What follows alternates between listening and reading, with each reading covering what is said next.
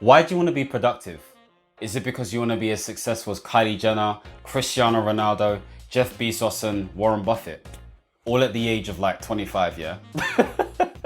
Look, at the end of the day, productivity should always be tied to some sort of goal. Otherwise, it wouldn't really be productive. It'd be a waste of your time. Now, productivity has taken on a whole new meaning, especially since the Industrial Revolution, where it was just focusing on making things effectively. But really, right now, it means doing more with less, or doing more in less time. So if you think about within the commercial space, within the business space, within your workplace, there are different sort of methodologies that are being used, such as Lean Six Sigma and Agile and all these other stuff that helps us be more effective and more efficient through being more productive in what we do. But what does this actually mean within our personal lives? So there are a number of things that I think you need to consider when it comes down to productivity. So the first thing is focus on the goal. What's the goal that you're trying to achieve? Okay, so what do you want to achieve? Why do you want to achieve it? What do you like? What don't you like? What are you willing to compromise? These are all things and good questions to ask when it comes to actually achieving your goal.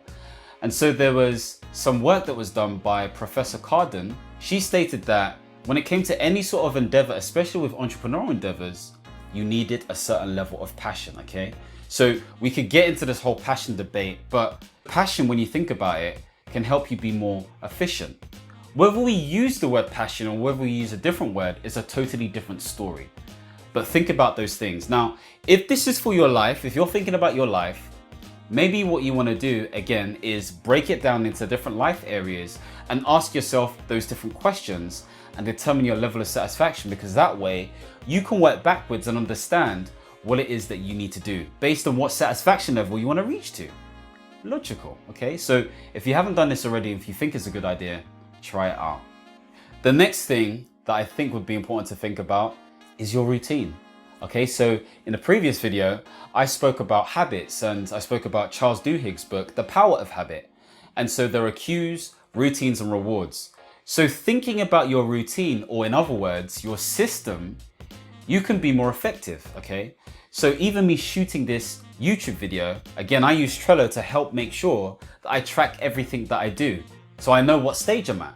If it comes down to, let's say you're losing weight as an example, or you want to get more trim, then maybe you need to focus on developing a routine or buying a routine or getting expert help to help you make sure you're on track, okay? So you're following a system, you're following a set series of steps or actions or activities in order for you to get the rewards that you want to get, rather than relying on the habitual reward that you usually get. So focus on a routine that you want to establish. The third thing to think about is tech. Okay, we're living in a tech-savvy world right now, and if you checked out the book Rise of the Robots, the author states that Moore's law states that every 18 to 24 months, a computer's power doubles. Now, thinking about Jim Rohn, he always stated that you should never rely on your brain to remember everything. So maybe you want to focus on investing in a calendar, okay, that is free, that is on your phone, readily available, okay? So for me, I'm a Google fan. I use Google products, that's just what I like to use.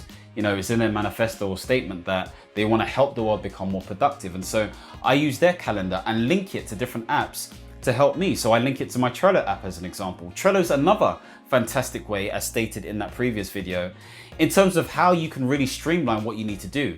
If you've got a team as well, you can assign tasks, you can make things organized, you can color code and categorize things. So those are things to think about as well. In addition, if I want to be streamlined in my vision and my focus, I've got Chrome extensions that help me block my social media feed. So again, if you want to see how I improve my digital well-being, leave your comments below and I can definitely do that video for you. So I've got a Chrome extension that helps me do that, okay? So there's To-Do Book, there's also a few other ones that I use. And so I either get a quote on my to-do list in terms of helping me stay focused and not distracted by what other people are doing.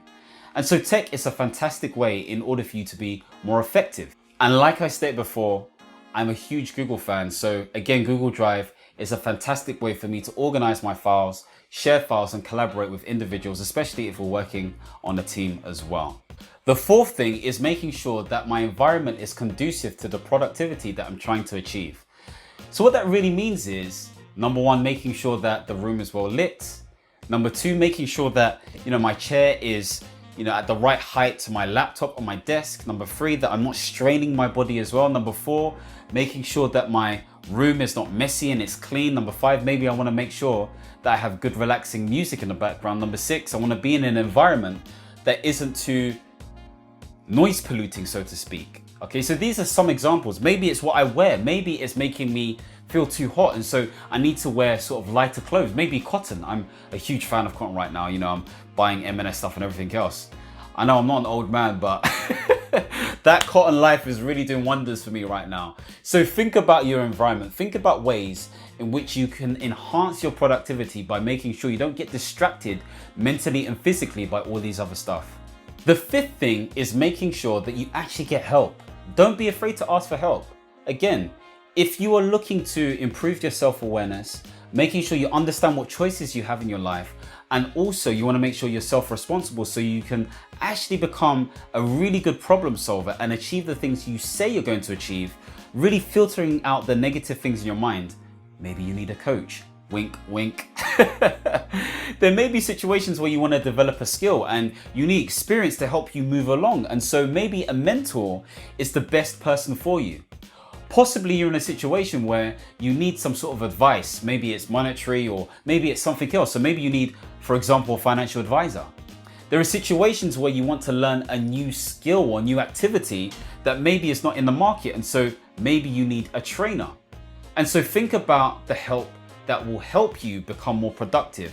Sometimes it means having volunteers, people on your team, accountability buddies, a mastermind group. There are all these different people that can help you.